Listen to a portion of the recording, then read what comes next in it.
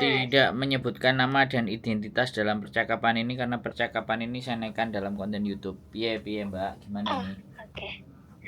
Enggak, mau nanya itu loh Mas, persyaratan untuk nikah di sini tuh apa cukup ID, paspor gitu aja?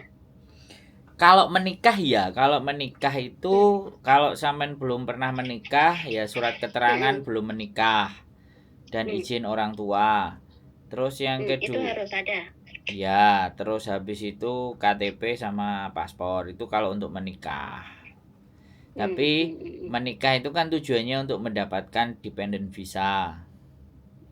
Nah, kalau untuk dependent visanya itu yang dibutuhkan KTP, yang KTP Indonesia, akte lahir Indonesia, KK Indonesia, dan tadi salah satu kalau sampean belum menikah ya surat izin, kalau sudah menikah ya surat cerai sampean.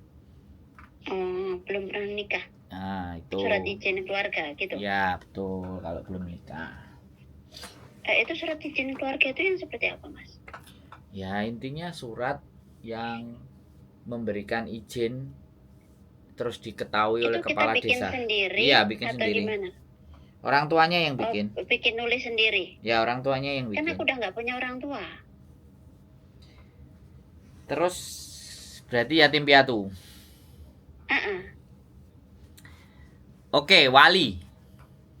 Wali sampean Wali siapa? berarti kakak. Kakak. Boleh?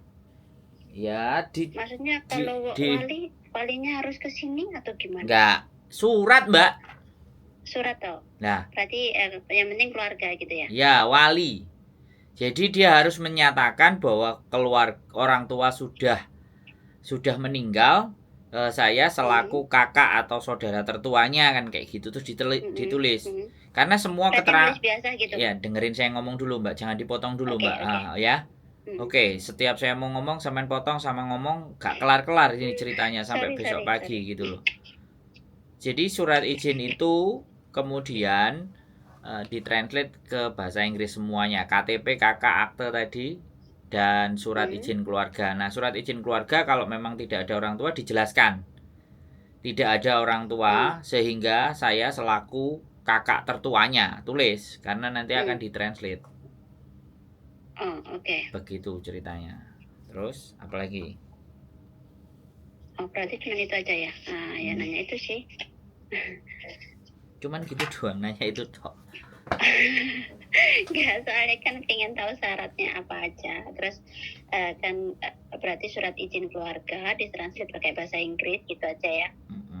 Jadi terus yang berikutnya yang harus juga sampean pikirkan karena sekalian kadung bertanya daripada cuma tanya syarat-syaratnya, saya langsung bahas kalian detail-detailnya.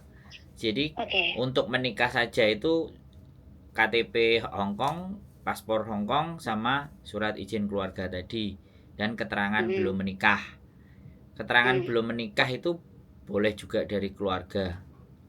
Yang dikasih cap. Maksudnya keluarga nulis sendiri? Iya, yang dikasih cap dan tanda tangannya kepala desa. Oke. Kepala desa tempat kita tinggal ya. Yes. Jadi memang menyatakan sampean belum pernah menikah. Nah, itu semuanya ditranslate itu untuk yang menikah. Tapi untuk yang dependent visa karena menikah ini tujuannya kan adalah dependent visa. Nah, pada saat dependent visa ya sudah KTP, KK, kemudian akte, kemudian tadi surat izin salah satunya tadi kan yang sudah saya sebutkan di awal. Nah, itu semuanya ditranslate dalam bahasa Inggris. Kemudian baru digunakan untuk apply dependent visa. Jadi setelah sampean menikah, surat nikahnya keluar, langsung bisa apply besoknya atau lusanya ke imigrasi. Apply untuk dependent visa itu persyaratan bagi sampean. Persyaratan kalau suami banyak sekali. Kalau persyaratan suami KTP, paspor, address proof, kemudian salary proof atau buku tabungan, kemudian bayar listrik, bayar listrik, telepon, air atau apapun itu. Terus ada bukti bahwa calon suami sampean nanti itu tidak mempunyai hutang atau tunggakan apapun. Kemudian income. Kenapa? Kok ketawa? Tidak punya. Orang Hongkong nggak punya hutang kayaknya mustahil. Loh, Enggak, ini Karena mereka suka pakai visa kan, maksudnya. Oke, enggak, paham. saya jelasin seperti ini. Saya menjelaskan seperti ini karena ada terjadi 2 kasus di mana mereka menikah tapi visanya tidak di-approve, Mbak. Nah, makanya saya ingin menyampaikan dan menceritakan pengalaman yang saya hadapi teman-teman ini memilih pasangannya gitu loh. Jadi Oh, paham, supaya paham. tidak asal memilih pasangan, pastikan semuanya itu gitu loh. Kalau itu tidak dipastikan, jatuhnya hanya nikah tok. Nikah tok tapi nggak ada dependent visanya, Nggak ada ngapain? dependent visa, iya, percuma ya. Gitu loh, Mbak. Iya. Ya, makanya kenapa saya menjelaskan supaya siapa teman-teman saya nanti yang mau menikah itu tidak asal menikah dan menemukan pasangan yang memang bisa memberikan garansi dia untuk kehidupan yang lebih baik gitu loh, Mbak. Kalau toh pun, Oke, mau lanjut. mau nanya ini kan ini apa calonku ini kan dia apa nyewa rumah gitu kan. Jadi kalau untuk apa surat apa tadi listrik lah apa itu kan yang punya rumah, atas nama yang punya rumah itu gimana? Ya makanya address proof. Ini yang terjadi sama istri saya dulu. Istri saya dulu nyewa satu rumah dan rumahnya dibagi-bagi.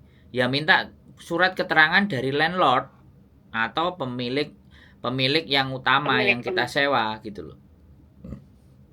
Jadi kan ada satu ruangan itu punya landlord. Nah kemudian disewa-sewakan per building. Oh enggak sih, kalau kita enggak gitu sih.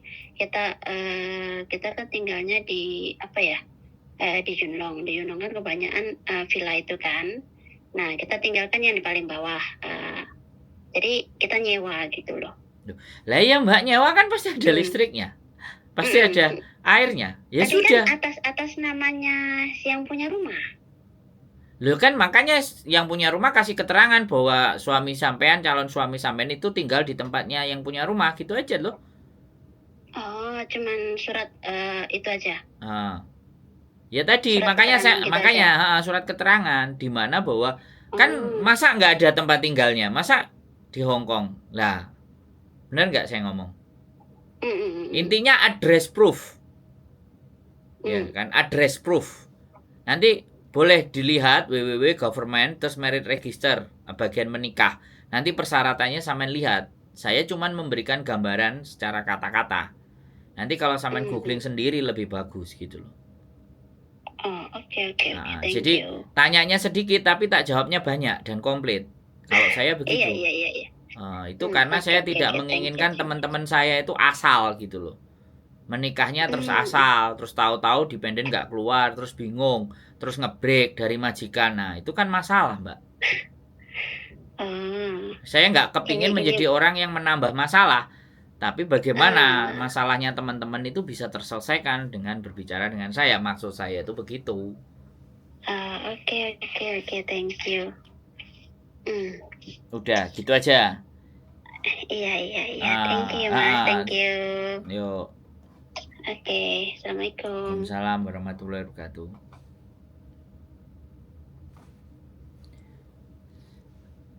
Oke teman-teman, nanyanya pas-pas. Ini aja WA-nya kan, selamat malam, mau nanya nih, kan sampean tukang bantu orang untuk nikah di Hongkong ya. Emang saya naib kayak apa? Enggak juga sih, saya sebenarnya bukan bantuin orang nikah, tapi ketika ada orang punya masalah ya kan, bukan hanya nikah.